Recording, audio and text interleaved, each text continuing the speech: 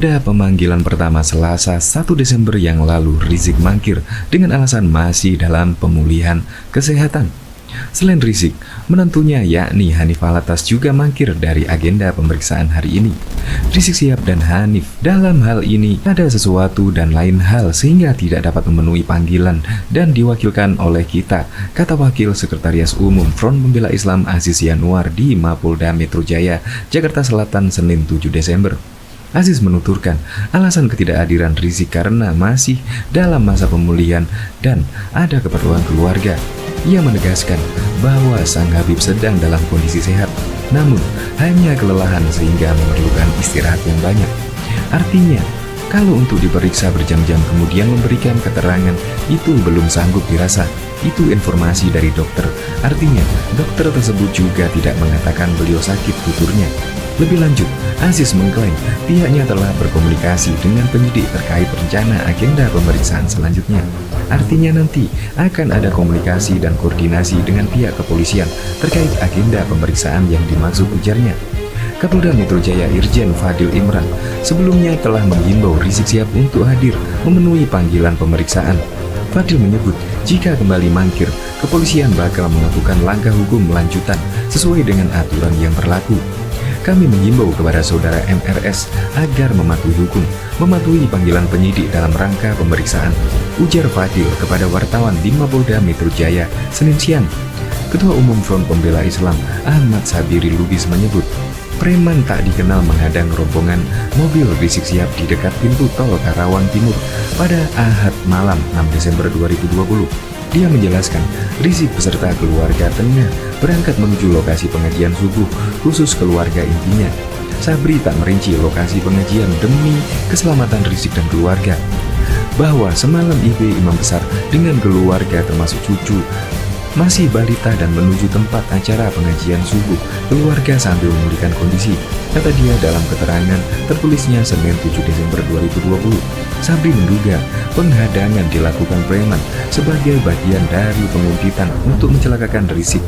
Preman itu, lanjut dia, kemudian melepaskan tembakan yang menyasar ke arah mobil laskar pengawal Rizik. Mobil tersebut ditumpangi 6 laskar. Menurut dia, hingga kini ke-6 laskar tak diketahui keberadaannya. Satu mobil berisi 6 orang laskar masih hilang diculik oleh para preman OTK, orang tidak dikenal, bertugas operasi, jelas dia. Sabri mengajak masyarakat untuk mendoakan ke-6 laskar dan Rizik karena semalam jelas ada upaya penembakan terhadap rombongan beliau dan sampai saat ini masih 6 orang laskar yang hilang diculik, ujarnya. Sebelumnya Kapolda Metro Jaya Irjen M. Fadil Imran mengatakan anggotanya menembak mati 6 pengikut Rizik Syihab di tol Cikampek pada Senin dini hari tadi. Fadil mengatakan mereka menguntit mobil FPI setelah mendengar rencana ada gerakan massa pada hari ini saat Rizik Syihab diperiksa di Polda Metro Jaya. Namun, kata Fadil, mobil polisi kemudian dipepet dan diserang oleh anggota Laskar Khusus FPI. Fadil berdalih, anggotanya melakukan tindakan tegas dan terukur karena nyawa mereka terancam. Polisi kemudian menembak 6 orang yang ada di mobil tersebut. Keberadaan pemimpin Front Pembela Islam Rizik Syihab pasca terjadinya insiden antara FPI dan anggota kepolisian Polda Metro Jaya dirahasiakan. Ketua Umum FPI Ahmad Sabri Lubis mengatakan Rizik Syihab saat ini tengah diungsikan di sebuah lokasi. Padahal menurut Jarfa, Rizik seharusnya memenuhi panggilan Polda Metro Jaya pada Senin 7 Desember 2020 kemarin. Namun, terkait lokasi tempat Rizik Syihab, Sabri merahasiakannya demi menjaga keamanan pemimpin FPI tersebut. Untuk lokasi IBHRS, demi alasan keamanan dan keselamatan beliau beserta keluarga, maka kami tidak bisa sebutkan, ujar Sabri dalam keterangan tertulis Senin, dikutip Tribun News dari Kompas.com. Karena semalam jelas ada upaya penembakan terhadap rombongan beliau dan sampai saat ini masih 6 orang laskar yang hilang diculik tubuhnya. Diketahui Rizik Syihab berada di lokasi pengadangan dan penyerangan yang terjadi di tol Jakarta Cikampek KM 50. Saat itu, Rizik bersama keluarganya tengah dalam perjalanan menuju tempat pengajian subuh keluarga. Dilansir dari Kompas.com, Sabri menuturkan mobil Rizik kemudian dihadang oleh orang tak dikenal OTK. Para OTK tersebut kemudian mengeluarkan tembakan kepada Laskar FPI yang mengawal Rizik sekeluarga.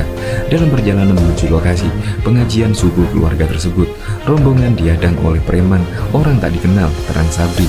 Para preman OTK yang bertugas operasi tersebut mengadang dan mengeluarkan tembakan kepada laskar pengawal keluarga induknya. Setelah menabrak laskar FPI, kemudian mengarah senjata tajam dan pistol pada anggota kepolisian.